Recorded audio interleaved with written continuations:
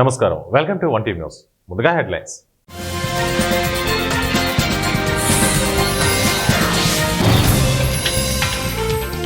వ్యవసాయం లాభసాటిగా మార్చేందుకు సమిష్టిగా కృషి చేద్దాం. రాష్ట్ర మంత్రి కొండపల్లి శ్రీనివాస్ పిలుపు.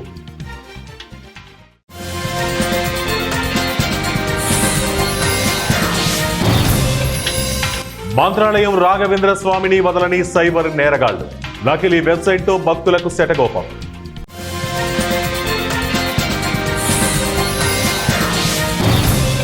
కర్నూలు జిల్లా ఎమ్మిగనూరు మున్సిపల్ సమావేశంలో రసాభాస. శ్మశాన వాటిక రోడ్డు విషయంలో వైస్ చైర్మన్ ని నిలదీసిన టీడీపీ బీజేపీ కౌన్సిలర్లు.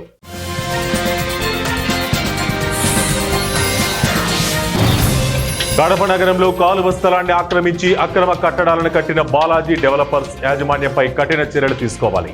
అఖిలపక్ష నేతల డిమాండ్. బులెటిన్ అప్డేట్ చూద్దాం.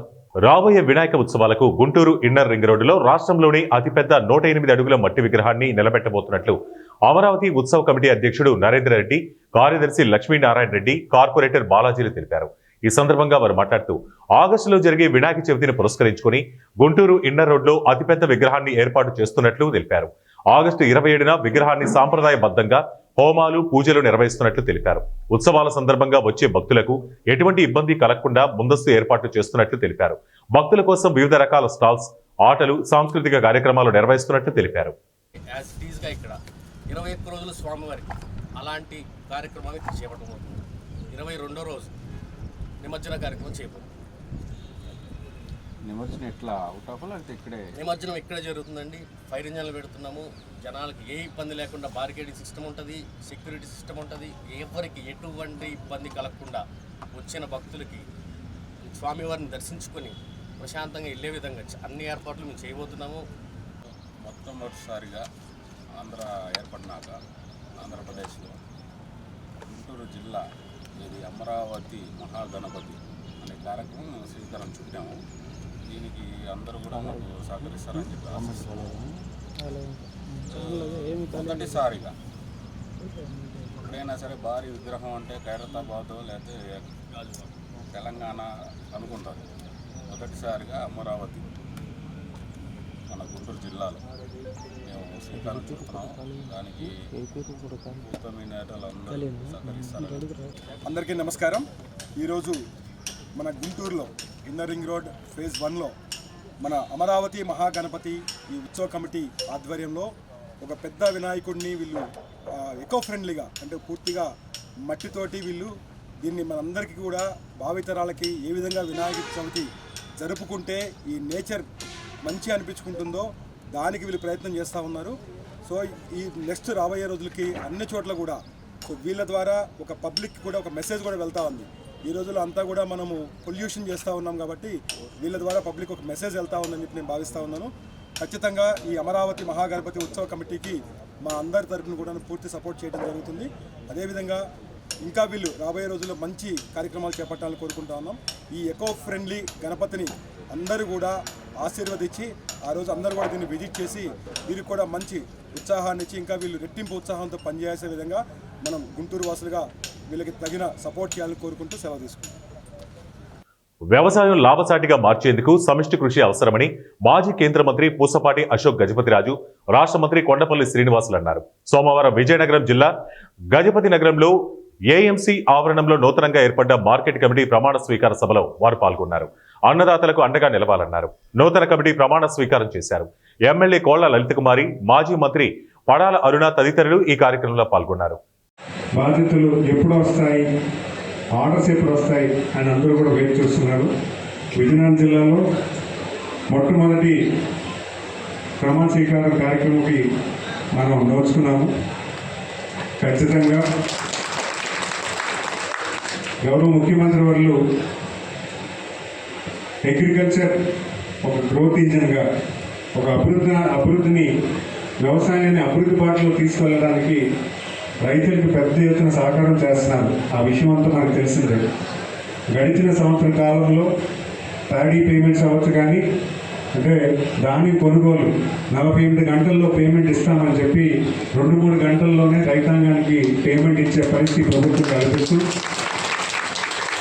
గత ప్రభుత్వంలో ఉంచేసిన బకాయిలతో పాటు ఈ ప్యాడీ పేమెంట్ ఇవ్వడం, ప్రతి పంటని కూడా కాపాడుతూ ప్రతి పంటను కూడా కొనుగోలు చేస్తూ, అంతేకాకుండా సబ్సిడీ రేట్లోనే పెర్మిట్లు ఇవ్వడం కానీ, విత్తనాలు ఇవ్వడం కానీ, అలాగే ఎరువులు ఇవ్వడం కానీ సకాలంలో ప్రభుత్వం స్పందిస్తూ వ్యవసాయాన్ని ముందుకు తీసుకెళ్తూ లాభసాటిగా రైతాంగానికి చేయడానికి ఈ ప్రభుత్వం పూర్తి స్థాయిలో కసరత్తు చేస్తున్న విషయంలో మీరందరికీ తెలిసిన విషయమే. అయితే ఈరోజు ఏఎంసీ బాడీ బాధ్యత తీసుకున్న తర్వాత ఎటువంటి పరిస్థితుల్లో రైతాంగాన్ని మనం చేయాలి, ఎటువంటి సిస్టమ్ను మనం డెవలప్ చేసుకోవాలి అనే దాని మీద మనం ముఖ్యంగా కూర్చొని మాట్లాడాల్సిన అవసరం ఉంది. సుమారు 20 ఎకరాలు ఈ భూమిని ఏఎంసీ కేటాయించినటువంటి ఈ భూమిని ఏ రకంగా వినియోగంలో తేవాలి, ఇక్కడ రైస్ని స్టోర్ చేయడమే కాకుండా రైతాంగాన్ని కనిపిస్తుంది. మన రాష్ట్ర అసెంబ్లీలో బూతులు లేకుండా మాకైతే మేము అదృష్టం అనుకుంటున్నాము. మేము పోటీ చేయలేదు, అప్పుడు పార్లమెంట్కి వెళ్ళాము, ప్రజల సమస్యలు మాట్లాడగలిగాము. కానీ ఆ బూతులు వినే ఆ బాధ బాలాంటి మనుషులకి తప్పిపోయిన విషయము ఆ దేవుడు కనికరించి ఆనాడు పార్లమెంట్కి పంపించారని నేను అనుకుంటా ఉన్నాను. ఆ బూతుల పంచాంగం నుంచి మనమందరూ బయటపడాలి. మన రాజకీయ వ్యవస్థలో పడ్డాము.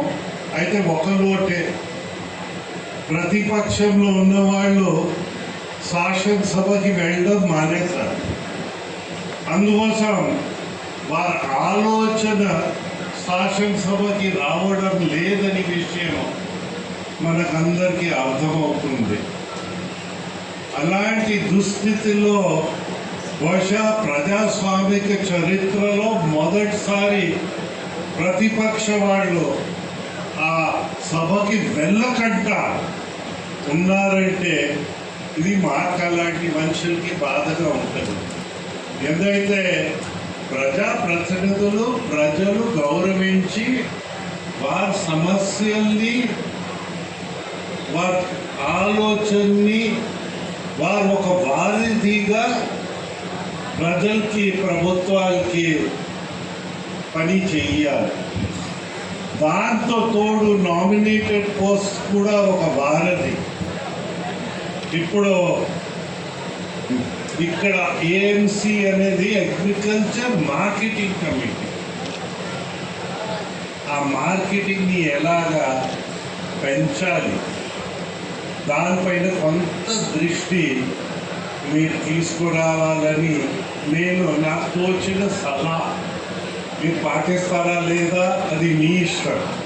నాకు తోచిన సలహా నేను చెప్తా ఉన్నాను, దయచేసి ఆలోచించండి. మార్కెటింగ్ సరిగా లేకపోవడంతో మన రైతాంగం నలిగిపోతున్నారని విషయం అందరికీ తెలుసు. గిట్టుబాటు ధర అనేది అది ఒక భాగం. వ్యవసాయాన్ని లాభదాయకంగా చేయాలని దానికి మనం ప్రయత్నించాలి. మీరు ఏదైనా ప్రయత్నిస్తే సక్సీడ్ అవ్వచ్చు, ఫెయిల్ అవ్వచ్చు. మీరు సక్సీడ్ అవుతే దయచేసి అహం పెంచకండి. మీరు ఫెయిల్ అయినా నిరాశ పడకండి. ప్రతి ఫెయిలియర్లో ఒక పాఠం కూడా ఉంటుంది.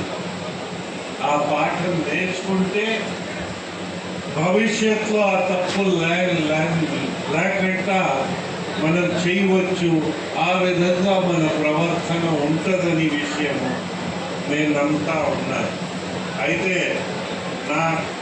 నాకు సంతోషం, కొంచెం వయసు ఎవరి కోసం ఆగదు, నా కోసం ఆగదు, ఈ కోసం ఆగదు, ఎవరి కోసం ఆగదు.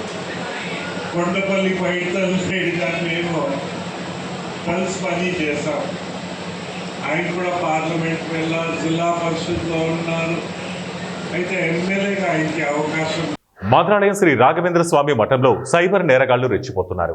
శ్రీ రాఘవేంద్ర స్వామి భక్తుల సైబర్ నేరగాళ్ల మోసాలకు మోసపోవద్దని శ్రీమఠం మేనేజర్ ఎస్కే శ్రీనివాసరావు తెలిపారు. కర్నూలు జిల్లా మంత్రాలయం శ్రీ రాఘవేంద్ర స్వామి మఠానికి చెందిన విజయేంద్ర బస్తీ గృహంలో గదులు కేటాయిస్తామని నకిలీ వెబ్సైట్లను సైబర్ నేరగాళ్లు సృష్టించారు. కర్ణాటక రాష్ట్రం హాసన్ చెందిన అచ్యుత అనే భక్తురాలి వద్ద నుంచి 2,000 రూపాయలు వసూలు చేసి 8685886525 అనే నెంబర్కు సైబర్ నేరగాళ్లు నగదును ట్రాన్స్ఫర్ చేయించుకున్నారు. మోసపోయారంటూ అచ్యుత శ్రీమఠం అధికారులకు ఫిర్యాదు చేసింది. ఆన్లైన్లో కాకుండా శ్రీమఠం నెట్ సైట్లో మాత్రమే గదులను బుక్ చేసుకోవాలని శ్రీమఠం మేనేజర్ కె శ్రీనివాసరావు సామాజిక మాధ్యమాల్లో సూచన చేశారు. Cyber మోసాలపై Srimatham manager SK Srinivasarao పోలీసులకు ఫిర్యాదు చేశారు. పోలీసులు కేసు నమోదు చేసి దర్యాప్తు చేస్తున్నారు. కర్నూలు జిల్లా ఎమ్మిగనూరులో మున్సిపల్ చైర్మన్ రఘు అధ్యక్షతన జరిగిన కౌన్సిల్ సమావేశం రసాభాసగా సాగింది.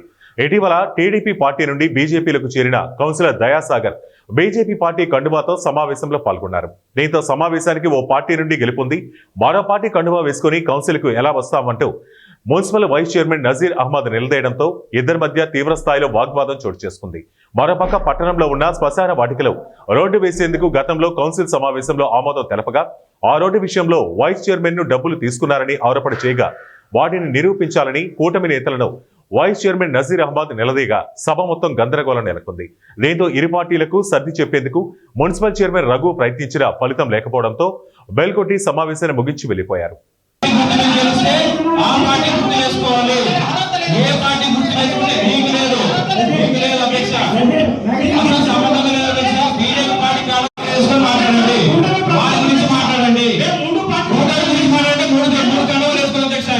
జనసేన పార్టీ వేసుకోవాలా, తెలుగుదేశం పార్టీ వేసుకోవాలా, బీజేపీ పార్టీ వేసుకోవాలా?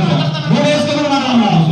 మూడు కండువాలు వేసుకొని మాట్లాడండి. దయచేసి మీరు కూటమి వేసుకోవాలన్నప్పుడు కూటమి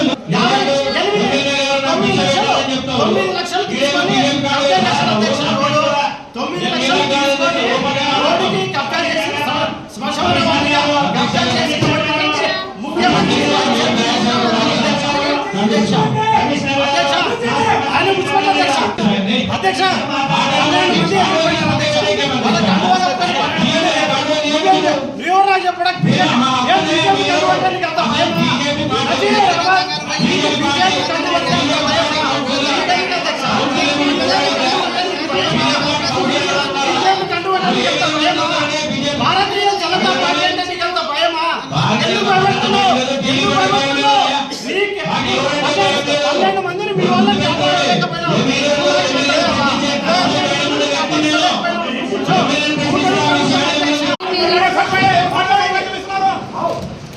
చెప్పమ్మా, ప్రశ్నలు చెప్పు. కాలువ ఆక్రమణ చేసిన బాలాజీ డెవలపర్స్ యాజమాన్యం మీద కఠిన చర్యలు తీసుకోవాలని అఖిలపక్ష నేతలు డిమాండ్ చేశారు.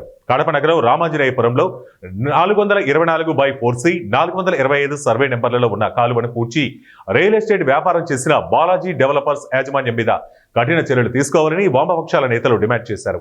కడప నగరంలోని రామాంజనేయపురంలో ఉన్న బాలాజీ డెవలపర్స్ యాజమాన్యం ఆక్రమించిన కాల్వ స్థలాన్ని వంకను అఖిలపక్ష నేతలు సందర్శించారు. ఈ సందర్భంగా వారు మాట్లాడుతూ బాలాజీ డెవలపర్స్ యాజమాన్యం అనాదిగా వస్తున్న వంకను మూసివేసి నీటిని క్రిందికి ప్రవాహం లేకుండా చేశారని ఆరోపించారు. దీని మీద గత వైసీపీ ప్రభుత్వం, ప్రస్తుత టీడీపీ ప్రభుత్వం పట్టించుకోకుండా యాజమాన్యానికి అనుకూలంగా వ్యవహరించారని ఆయన విమర్శించారు. అధికార పార్టీ నేతలు కాలువకు అడ్డంగా కట్టిన గోడను తొలగించినా మళ్లీ ఆ కాలువకు అడ్డంగా గోడ నిర్మించారని ఆయన అన్నారు.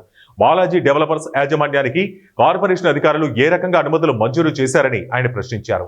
అది ప్రభుత్వ స్థలమని, ఆ స్థలం ప్రైవేటు వ్యక్తులకు ఎలా కట్టబెట్టారని ఆయన ప్రశ్నించారు.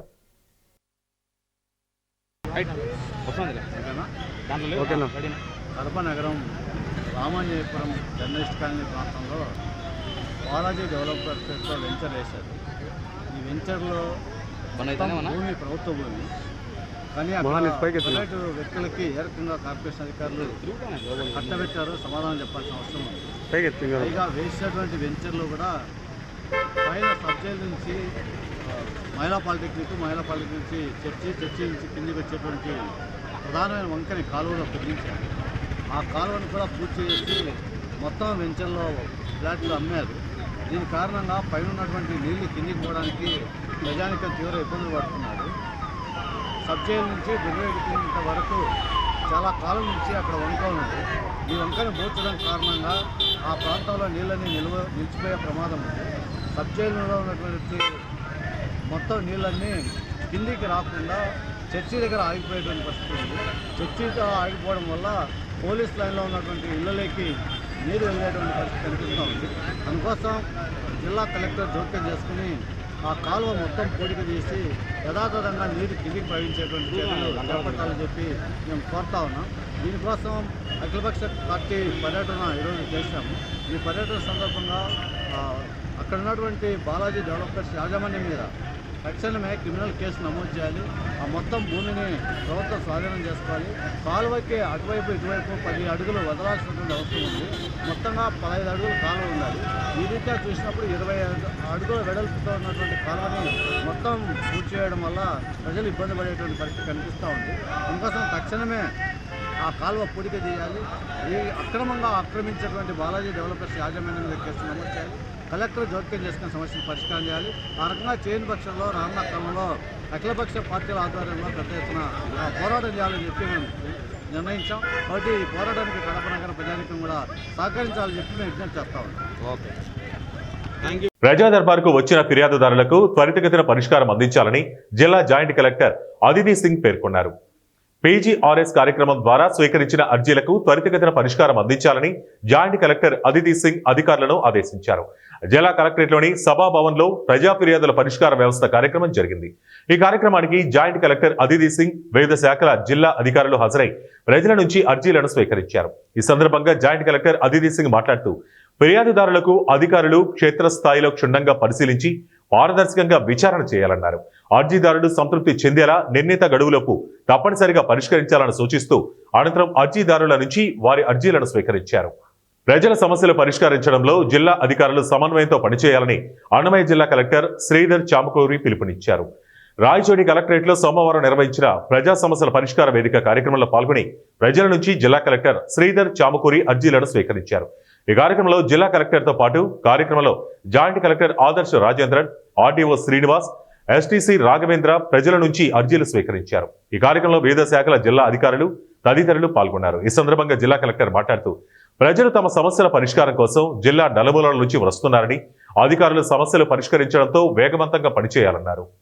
ఎన్టీఆర్ జిల్లా తిరువూరు పట్టణంలోని 8వ వార్డులో స్థానిక ఎమ్మెల్యే కొలికపూడి శ్రీనివాసరావు పర్యటించి పారిశుద్ధ్య పనులను పరిశీలించారు. వార్డులో ప్రధాన సమస్యగా ఉన్న డ్రైనేజ్ కాలువను పరిశీలించి అందులో పేరుకుపోయిన సిల్టును జేసీబీలతో క్లీన్ చేయించారు.